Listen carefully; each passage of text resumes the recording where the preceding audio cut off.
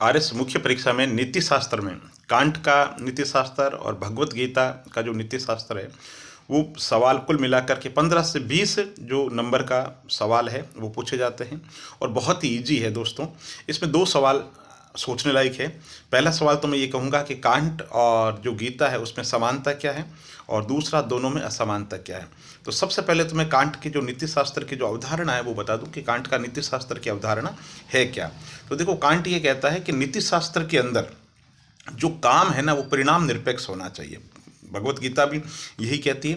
Can't कहती है duty for duty से, यानी कर्तव्य के लिए कर्तव्य की भावना से कर जो कर्म है वो करने चाहिए। और कांट कहते हैं कि नैतिक जो नियम है ना वो ऐसे होने चाहिए, देश काल की सीमाओं से परे होने चाहिए, beyond the time and space होने चाहिए, वो सार्वभौमिक होना चाहिए, वो अनिवार्य होना चाहिए, वो स्वतः शुभ होना चाहिए, वो शुभ संकल्प पर आधारित होने चाहिए। तो कहने का मतलब, अगर आपसे कांट का नीति शास्त्र पूछिए तो 5 या 6 कीवर्ड है वो परमानेंट दिमाग के अंदर डाल लो। कांट का नीति शास्त्र है तो आप रट लो कि विशुद्ध कर्तव्य चेतना पर आधारित, देश काल की सीमाओं से परे, अनिवार्य, स्वतः शुभ, है ना। ये जो है ये कांट का नीति शास्त्र है। अब बताता हूं, देखो कांट क्या कहना चाहता है।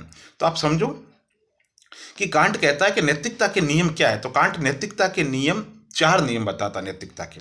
पहला नियम वो कहता है कि सार्वभौमिकता का नियम, यानी नैतिकता के नियम ऐसे होने चाहिए जो भारत में भी लागू हो और अमेरिका में भी लागू हो, हर व्यक्ति पे और हर जगह पे, देश और काल की जो सीमाओं से परे वो हर जगह लागू होना चाहिए, उसका कोई भी अपवाद नहीं होना चाहिए। ठीक है, पहली बात। दूसरा कहता है, कांट सार्वभौमिकता का नियम हो गया। दूसरा कहता है कि कांट जो है वो कहता है मनुष्य जो है उसको साध्य मानने का नियम। कांट कहता है कि किसी को भी जिंदगी के अंदर साधन मत समझो, टूल मत समझो, है ना। तो कांट क्या कहता है कि नैतिकता के नियम ऐसे होने चाहिए जिसके अंतर्गत मनुष्य जो है या मनुष्यता है उसको आप क्या समझोगे, उसको साध्य समझोगे, साधन नहीं समझोगे। इसलिए कांट कहता है कि जो गुलामी है, जो दास प्रथा है, वो इसलिए बुरी है। उसके अंदर क्या होता है, आप किसी को टूल समझते हो। तो कांट की नैतिकता के पहला नियम हो गया सार्वभौमिकता का नियम। दूसरा हो गया मनुष्यता, मनुष्य को जो साध्य मानने का नियम। तीसरा नियम है स्वाधीनता का नियम। स्वाधीनता का नियम में कांट ये कहता है कि नैतिक नियम ऐसे होने चाहिए जिसमें संवेग, भावनाओं, दबाव, भय, प्रलोभन, इनके लिए कोई जगह नहीं होनी चाहिए। कर्म नैतिक दृष्टि से वही नियम, नैतिक नियम है जो स्वाधीन होकर के व्यक्ति कर्म करे। तीसरी बात। चौथी बात कहता है मनुष्य के साध्य मानने का नियम। कांट कहता है जब प्रत्येक व्यक्ति नैतिक नियमों का पालन करेगा ना, तो एक संसार ऐसा होना चाहिए जो इनको रेगुलेट करे, इनको नियमन करे। तो ऐसा जो संसार है वो किसका संसार है, वो ईश्वर का संसार है। तो मनुष्यता जो है, मनुष्यता को साध्य मानने का नियम। तो ये 4 कांट की नैतिकता के नियम है। अब आप समझ गए होंगे कांट कहता है, अब वापस मुद्दे पे आता हूँ। कांट कहता है कि जो आदेश है वो निरपेक्ष आदेश है। तो निरपेक्ष आदेश क्या है, ऐसा आदेश है जो शुद्ध कर्तव्य चेतना पर आधारित है, जो पूर्ण है। तो कांट कुछ भी पूछे, जो 6-7 ये शब्द बताए ना, इनका भेड़िया करके, मारवाड़ी शब्द है ना, भेड़िया करके उत्तर लिख दो, कांट के नैतिक नियम आपके सही हो जाएंगे। तो कांट की नैतिकता के नियम अब आप समझ गए होंगे। अब मैं आप भगवत गीता बताता हूं। भगवत गीता के 4 ही पॉइंट है, पता है। विशुद्ध कर्तव्य चेतना की बात करती है, कर्तव्य के लिए कर्तव्य की बात करती है। गीता निष्काम कर्म की, निष्काम जो कर्म है उसकी बात करती है, स्वधर्म की बात करती है, और स्थिति प्रज्ञा की बात करती है गीता। अब देखते हैं कि गीता में और कांट में समानता क्या है। तो देखो, समानता तो ये दोनों ही जो ड्यूटी फॉर ड्यूटी से की बात करती है, नैतिक नियमों के कठोर पालन की गीता भी बात करती है, ये भी करती है।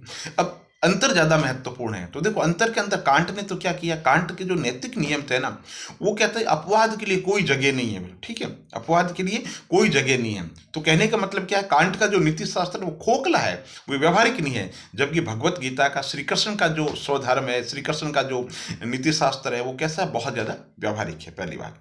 दूसरी बात, कांट का जो नीति शास्त्र है वो सिर्फ ज्ञान मार्ग पे है, उसमें कहीं कर्म भक्ति की बात नहीं है। और भगवत श्री गीता का जो दर्शन है उसमें ज्ञान भी है, उसमें भक्ति भी है, उसमें कर्म भी है, यानी कि तीनों का जो समन्वय है। दूसरी बात है, ठीक है। फिर तीसरी बात, कांट का जो नीति शास्त्र है बहुत ही संकुचित है, दायरा बहुत छोटा है। नैतिक नियमों के अंतर्गत क्या कहते हैं, वो कहता है कि साहब दया, करुणा, इन चीज़ों के लिए कोई जगह नहीं है। नीति शास्त्र में नियम का पालन होना चाहिए, मतलब होना चाहिए, उसमें अपवाद के लिए कोई जगह नहीं है। कांट ये कहता है कि अगर किसी व्यक्ति की आप भलाई करते हो, अगर आप अच्छा कर्म करते हो, संवेग में काम करते हो, भावनाओं में वशीभूत होकर के काम करते हो और अच्छा काम करते हो, तो नैतिक दृष्टि से ये प्रशंसनीय जरूर है, लेकिन ये नीति शास्त्र का विषय नहीं है। लेकिन भगवान श्री कृष्ण नीति शास्त्र की बहुत ही विस्तृत व्याख्या करते हैं, वो एक एक जो पॉइंट है उसको समझाते हैं। तो कांट के नीति शास्त्र में समानता समझ गए और असमानता भी आप समझ गए होंगे। इसी तरीके से अन्य टॉपिक आप तैयार कीजिए। मैं वापस वही कहूँगा, हर जो सिलेबस है उससे संबंधित 5-5 जो 6-6 जो चीज़ें वो आपको आनी चाहिए। बहुत बहुत धन्यवाद।